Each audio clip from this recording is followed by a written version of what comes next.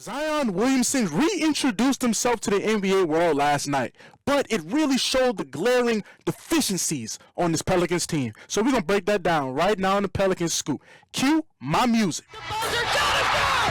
This is the Pelicans Scoop with Jordan Kitchens, breaking down everything under the sun about your New Orleans Pelicans. Smash that like button, leave a comment, and subscribe to stay on top of your Pels content. Now, running point, here's Jordan. What is good, YouTube? Welcome back to another edition of the Pelicans Scoop. I am your host with the most, Jordan Kitchens, and ladies and gentlemen, it hurts me to say this. I mean, I'm not going to say it hurts me to say this because it's really just the main talking point that I've been reiterating all season. But the Pelicans have been hurt for so long, you forget that you have majority of the money on this roster on the bench. On the bench. Like, DeJounte Murray has been out. It feels like he's been out for at least 3 months now at this point. Maybe, it might be less than that. But him not being here, you know, trading Brandon Ingram, CJ McCollum is just falling off a cliff. It really just shows the glaring deficiencies in this roster. So Zion Williamson had probably one of his better games of his career last night. But it's like every game at this point, this guy is having some type of Zion Williamson in 28 minutes, Zion Williamson 27 minutes, 30 points. Like it's routine at this point. It's routine. So Trey Murphy had 19 points. It kind of came. Oh, hold on. Before I talk about Trey, let me really break down Zion's stat line for you guys, so we can really bask in what the hell just happened last night. We really need the full stat breakdown. So Zion Williamson had 37 points last night in 26 minutes. 4 rebounds. I hate that. He's been rebounding so well lately, and then the team just got dominated on the boards. Let's get the cat out of the bag. This is nothing new. Team got dominated on the boards last night, but Zion had 4 rebounds, 6 assists, 1 steal, 1 block, plus 13, 73% from the field because he went 17 for 23. Again, if he could just make over 60% of his free throws. I'm not asking, I would like 70, but damn, if he could just make a little bit more of his free throws, who knows what this guy's numbers could be. So he went 3 for 6 from the free throw line, 50%. Just imagine if he could have make a free throw consistently. My God, his stats would be amazing. Look at the Lakers side. LeBron and Luka Doncic. I mean, what more can you say about them? Nobody expected the Pelicans to win this game. Honestly, we kind of needed this loss because they've been winning a lot lately. They come off that Utah Jazz game, so they kind of needed this. But it really just shows you how much of a just difference, talent level-wise, that the Lakers have compared to the Pelicans. I mean, yes, they have 2 top 5 players in the NBA on their team. Granted, yes, that Nico Harrison, we will find you. And it will not be pretty when we find you. But that's a whole nother story for another time about Nico Harrison.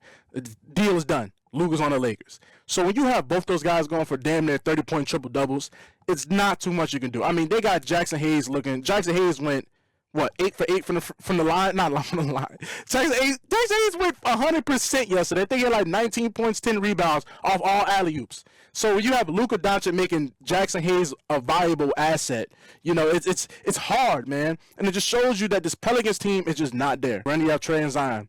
One thing, then I get it on Trey. You had 19 points. Trey Murphy.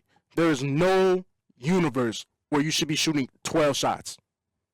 No universe. Trey Murphy, you need to be averaging 19 to 20-something shots a game. There is no reason why you have 12 shot attempts for a full game. There is no reason why Jordan Hawkins shot the ball more times than Trey Murphy. That cannot happen, especially against a team like the Lakers that has Luka Doncic and LeBron James.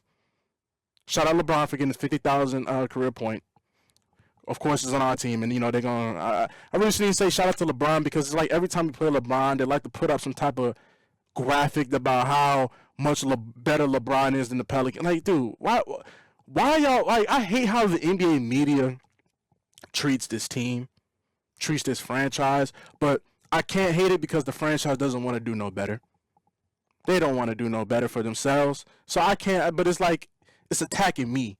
It feels like they're attacking me, but really it's the incompetence from this franchise. But speaking about the talent-wise, it's just this team needs a bench, the Pelicans. Pelicans have no bench. Jordan Hawkins cannot be your best guy off the bench. If CJ McCollum's going to have another Where's Waldo performance like that, and it's really just Trey and Zion, Trey didn't really have the best game, so it's really just Zion out there, that's a problem. Jose Alvarado, Jordan Hawkins, like Antonio Reeves doesn't even play. That is a terrible bench compared to what we was looking at last year with like Larry Nance and Najee Marshall, with Dyson Daniels, a legitimate NBA bench. This Pelicans team has no depth, but then you forget this team is hurt like you-know-whatter. Brandon Boston Jr. has been out with his ankle. Brandon Ingram wasn't even playing. Like I said, DeJounte, you traded.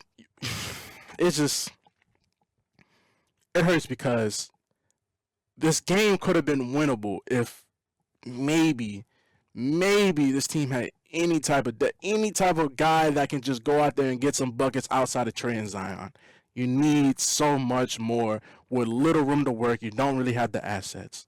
That's why it just kind of brings a tear to my eye a little bit. It brings a little tear to my eye because these opportunities you get to be on, or it wasn't a national televised game, but these opportunities you get to, play against bigger market teams, and you just don't capitalize on it. Zion capitalized on it. He reintroduced himself to the world. Finally, people, he looks really good. He's not fat. Yes, we've been saying that for months now. I get it. We're terrible. Nobody cares about what they got going on, but still, he's been putting in the work.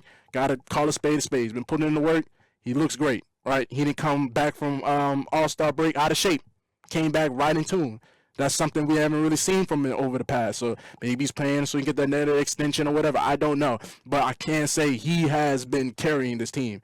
And it hasn't really, made up for much of a season of despair and agony, but it's still a little bright spot. Him and Trey's maturation. But you still need more players. You still need an actual legitimate five. Yves Missi has hit a wall of walls. Yves Missi has just fallen off the face of the earth. We knew something like that was going to happen because he's already thrown in the water from the beginning. But Yves Missi Pelicans need to address that. They have to get some type of competent. I'm gonna say Yves not competent, but he's not there yet. They have to get some type of starting caliber big.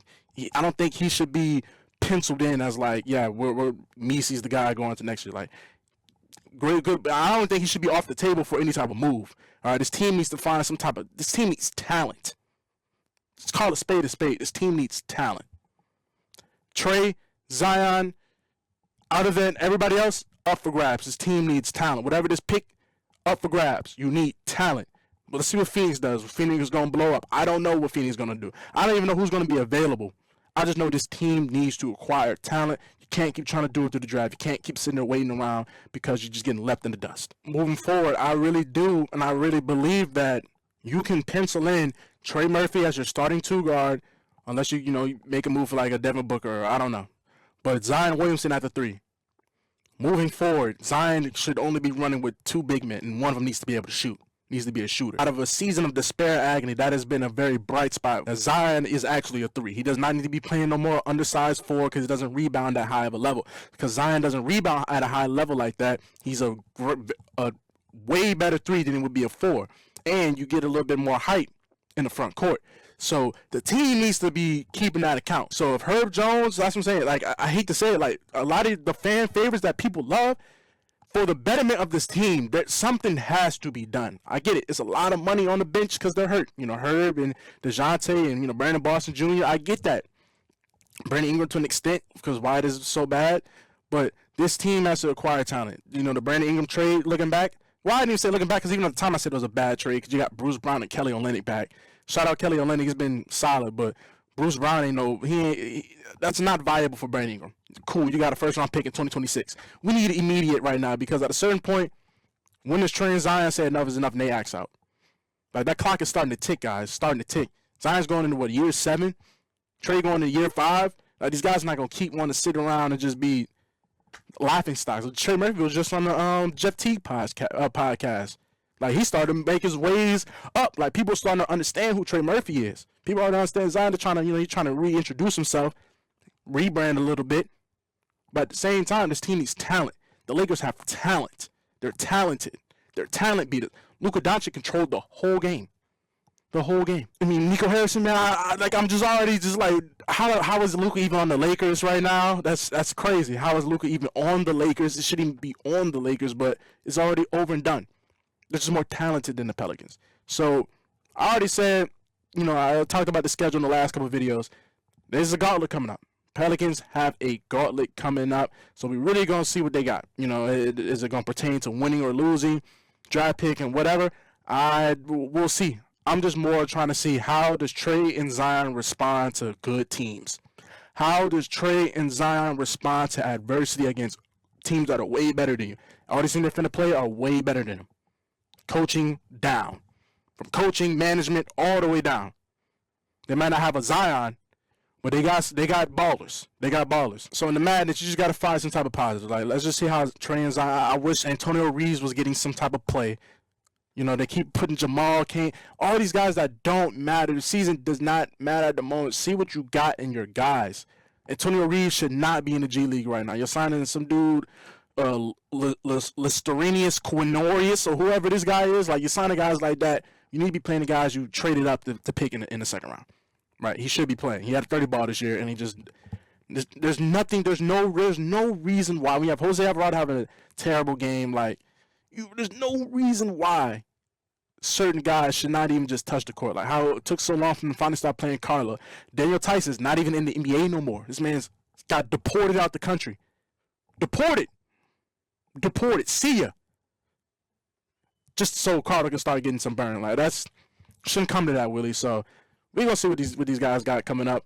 Guys, don't really focus on the wins and losses. If you don't want to get blown out, focus more on how does Trey and Zion look moving forward, and who should be coming along with them. Because at this point, everybody's up for grabs for me. Every single body other than Trey and Zion on this roster is up for grabs. That's how I feel. So y'all let me know down in the comments, who do y'all think is up for grabs, or what did this team need to do to improve? I think you need depth. And the only way to do that, well, if you hit on your picks, but you need depth. You have no depth no more. Well, it's not even about, you need talent. Forget depth. You need talent and a competent big. Definitely a new coach, definitely new management, but like immediate. So y'all let me know what it should do. Trade that pick? Who knows? See what this team looks. So I'm out, man. Peace.